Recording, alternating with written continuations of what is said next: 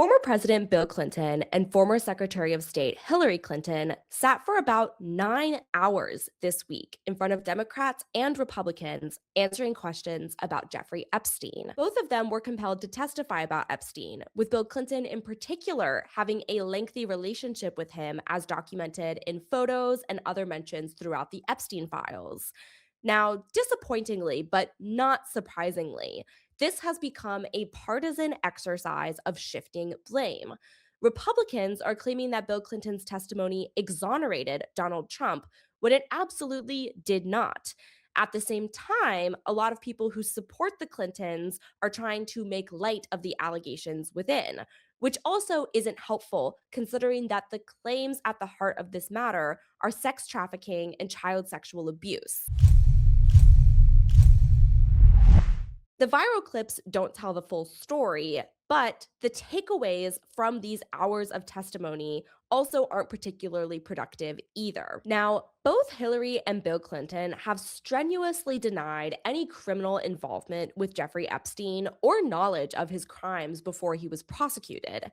Hillary Clinton says she never even met him.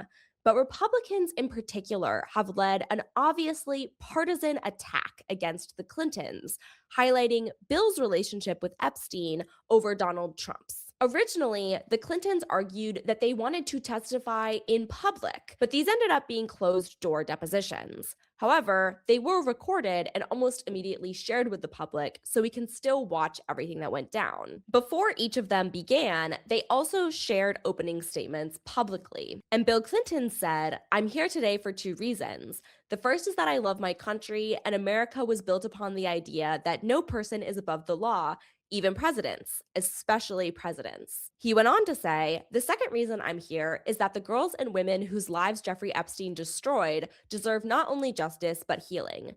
They've been waiting too long for both. Though my brief acquaintance with Epstein ended years before his crimes came to light, and though I never witnessed during our limited interactions any indication of what was truly going on, I am here to offer what little I know so that it might prevent anything like this from ever happening again." He then admonished the Republican led committee for compelling Hillary Clinton to testify, writing, "You made Hillary come in. She had nothing to do with Jeffrey Epstein. Nothing. She has no memory of even meeting him.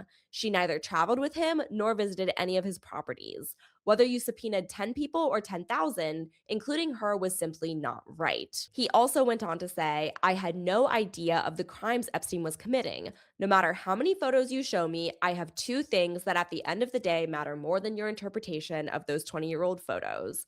I know what I saw, and more importantly, what I didn't see. I know what I did, and more importantly, what I didn't do. I saw nothing and I did nothing wrong." He said, "You'll often hear me say that I don't recall. That might be unsatisfying, but I'm not going to say something I'm not sure of. This was all a long time ago, and I am bound by my oath not to speculate or to guess. This is not merely for my benefit, but because it doesn't help you for me to play detective 24 years later." Now, people may have their own opinions about various parts of this defense. I wouldn't say that it exonerates Bill Clinton, and I wouldn't say that it's particularly productive in helping to understand Epstein and the web of influence he controlled.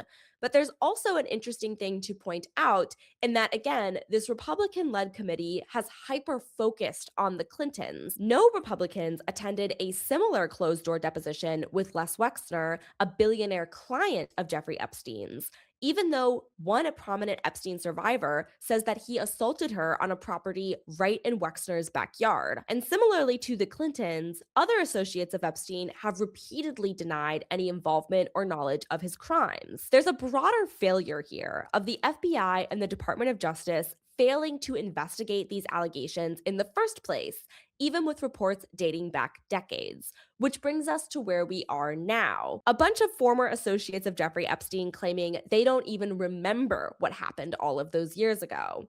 It's not exactly the justice that victims and survivors are promised through the legal system. Instead, it's looking more and more like partisan attacks, deflection, and obfuscation from the truth. We're seeing the same patterns play out with the public's response to these now publicly available recordings of the Clintons testifying. And a lot of that starts with the Republicans who were there in the room. Take this post from Republican Representative Lauren Boebert as an example. She captioned this clip that she posted on X with, "I asked former President Bill Clinton if his friend Jeffrey Epstein killed himself. His lawyers clearly didn't want him to answer." Before we even get into this clip, this is a pattern that has emerged with Republicans questioning the Clintons. They're relying on conspiracy theories that they already know are popular with their online conservative audiences. Essentially, they're using this process as engagement bait to curry favor with their online followers instead of seeking actual truth and justice. And Lauren Boebert continued this pattern with Hillary Clinton's deposition when she sent a photo of the closed door questioning to a Republican influencer who posted it on X. We'll dive into that in just a little bit. But here's the clip of Bill Clinton that she chose to highlight to the tune of 2.2 million views, according to X's view counter. I'd like to ask you personally and directly, do you believe that Jeffrey Epstein killed himself? Are you asking him to speculate on how Mr. Epstein died? I'm asking what the president thinks of. So you're asking his opinion? Mr. President, was your friend Jeffrey Epstein Are you suicidal? classifying him as a friend who he has testified that he was has friendly? called him a friend in a letter. He said he was friendly, but not. You've asked for his testimony. Mr. President, do you believe that Jeffrey Epstein was suicidal? Do you know? Was he ever She's asking for the suicidal? best of your I understanding. don't know. I only know what the medical finding was. I think maybe That's it. he finally got caught, and I don't know. I've accepted it in my own mind. I don't know what happened, Mr. President, what did you accept? That he killed himself or that he did not? but he did, but I don't know. Yes, sir. And Thank you, neither do Mr. you. President. We don't, none of us know. So, this is the clip that Boebert is choosing to highlight here, and it does nothing to advance our understanding of Epstein's crimes and who should be held accountable. Instead, it's a way that she knows will attract interest from the public because so many people believe a conspiracy theory that Jeffrey Epstein didn't kill himself.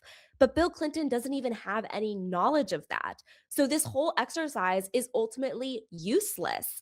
It's turning an extremely serious investigative matter through Congress into a public spectacle that's not rooted in facts, reality, or anything that helps victims and survivors. Instead, it deflects from the severity of the crimes at the heart of this matter. Interestingly, there's something of a partisan divide on social media about this clip and others, where people on the right are characterizing them as a win for the Trump administration and Republicans, while people who are more left-leaning are characterizing it as a win for the Clintons. For example, MS Now reporter Brandy Zadrozny captioned it, "If I ever need a lawyer, somebody call this lady," referring to that woman who we just saw intercepting Boebert's line of questioning and asking for more specifics. And that lady is Cheryl Mills, a member of the Clintons' inner circle who has been defending Bill Clinton since the 90s in his impeachment hearings.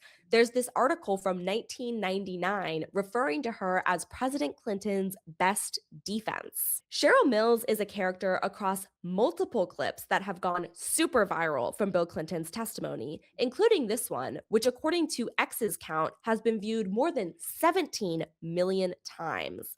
And this caption says, "Bill Clinton is smiling while looking back through old Epstein photos and nodding over memories. His attorney snatches them out of Bill's hands." So here's what that looks like. Mr. President, we have about 5 minutes remaining in the majority's first hour. So I just want to ask you some questions related to the crimes committed by Mr. Epstein and Ms. Maxwell. I'm going to say the exact same thing I said when I watched Les Wexner smile during his testimony about Jeffrey Epstein just a few days ago. nobody should be smiling and laughing with regards to this case. It is inherently disrespectful, not just to the victims and survivors of Jeffrey Epstein, but to any survivor of sexual abuse who has to witness these powerful men who did nothing to protect them and, in fact, likely enabled their abuse to sit here now after the damage is done and smile and laugh and act like it's not their problem. They can sit there and deny everything, then go home to their mansion, to their hordes of assistants and people around them to take care of their every whim and need, and not even have to think about Jeffrey Epstein. The same cannot be said for the victims and survivors who have to go back to their home and face the fact that even the highest authority in the country is not willing to help them and is in fact willing to make a joke out of the trauma they suffered that has, in many cases, completely derailed their lives. So it is not a good look for Bill Clinton to be smiling while looking over these photos. In fact, I think that's an understatement. It's a massive problem for these politicians to be acting like this when there is evidence that could potentially implicate them in these files. It just goes to show that they don't worry about the consequences. But what's important to keep in mind is that this isn't just limited to Bill Clinton or Democrats. We just saw it happen with Les Wexner. We've seen it happen with Donald Trump, and we will continue to see it with these men across the political spectrum who have enabled Epstein over the course of decades throughout his life, leading up to his death. And these types of dismissive, conspiratorial, and ultimately somewhat disrespectful attitudes are also reflected by the public at large in the ways that people choose to focus on and characterize the Epstein case. Even here, looking at the takeaway from these testimonies, it's very interesting what people choose to focus on. They're not focusing on the allegations made by these victims or the severity of them or the injustices that occurred. They're more interested in whatever details will perform well on social media. Things that can be framed as somewhat of a joke or something to make light of or something to laugh at.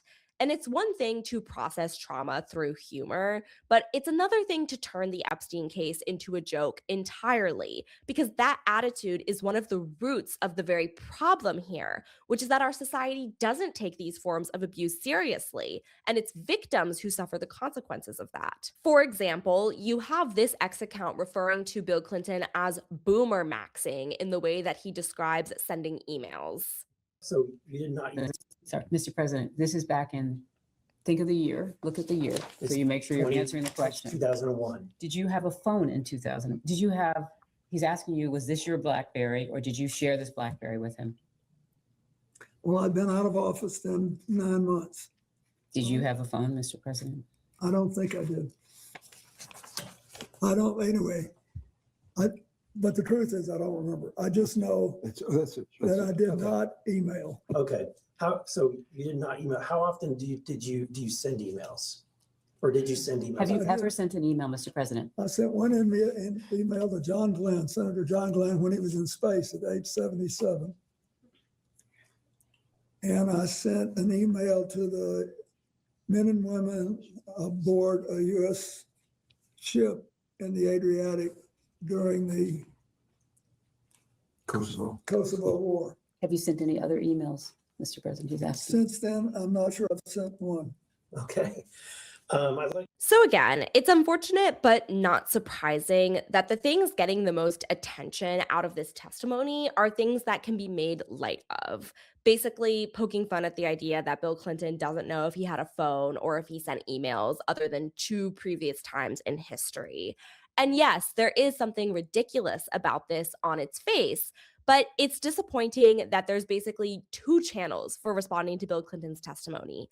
Either making light of it and disregarding the idea that he could face accountability here, or on the other extreme end of the spectrum, you have people trying to blame seemingly the entire Epstein case on the Clintons and Democrats at large to deflect from Donald Trump's involvement and his party's enabling of these types of crimes. And one moment that really exemplifies this is when Bill Clinton actually talked about Donald Trump specifically. Republicans, including Republican representatives in office, framed this moment as a way to, quote, exonerate Trump when it does nothing of the sort. And on the other side of the political aisle, you had people claiming that this proved Trump had done something nefarious. I wanted to support it. And so then Donald Trump gave him the golf course in New York to have a tournament on, and I played in it a couple of times, and I wanted to support it. And so then Donald Trump gave him the golf course in New York to have a tournament on, and I played in it a couple of times. And the day I was there, he would typically, Donald Trump would come out and play a few holes with us. And he somehow knew I had flown in Jeffrey Epstein's aircraft, and he said, we had some great times together over the years, but we fell out, all because of a real estate deal. And he said, I'm sorry it happened. That's all. Do you recall whether President Trump was the first one to affirmatively bring up the subject of Jeffrey Epstein?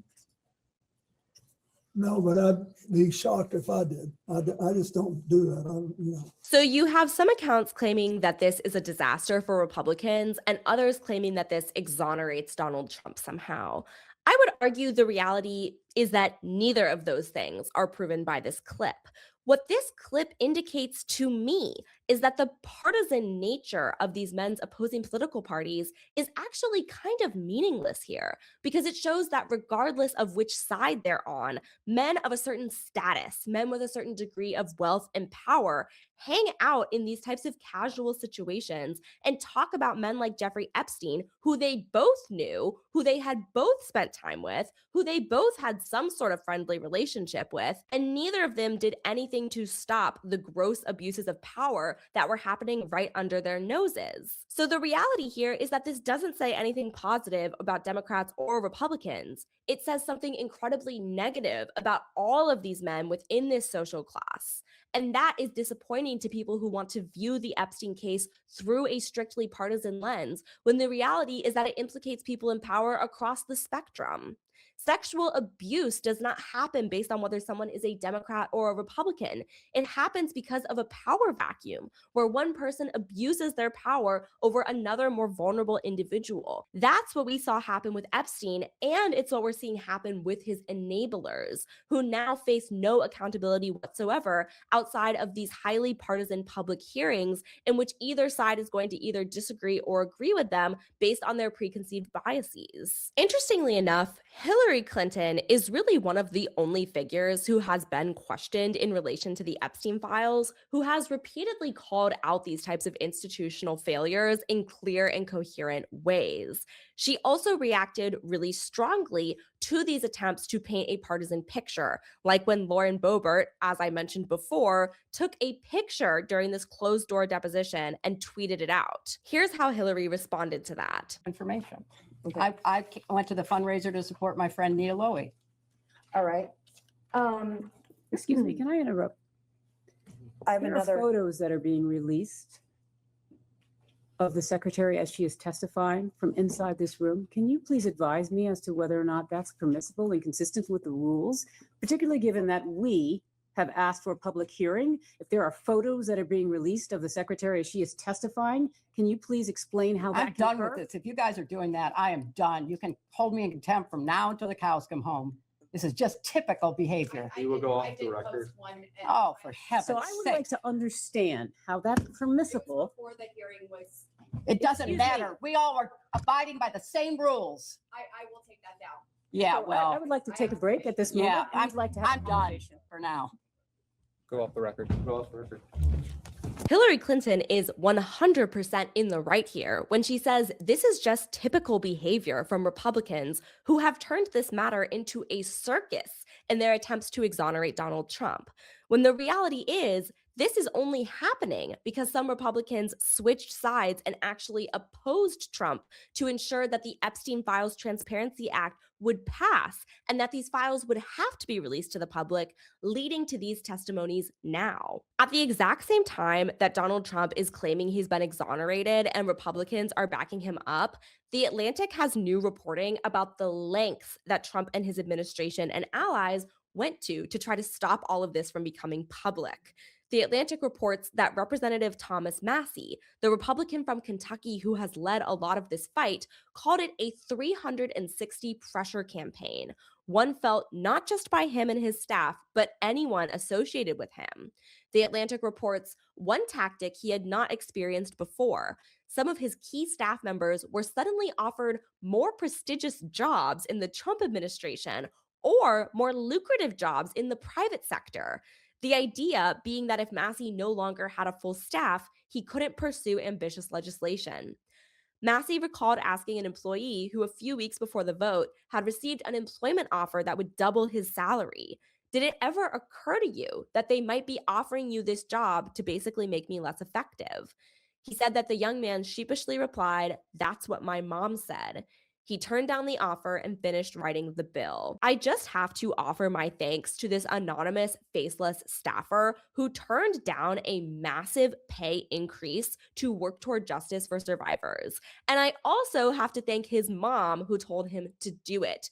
It's thanks to the faceless, nameless work and efforts of people like these who actually pursue justice and accountability, not these big names who put up a big show of caring about victims but don't actually have the impact to show for it. It is people like this doing the legwork, often with no reward, without getting their name in headlines.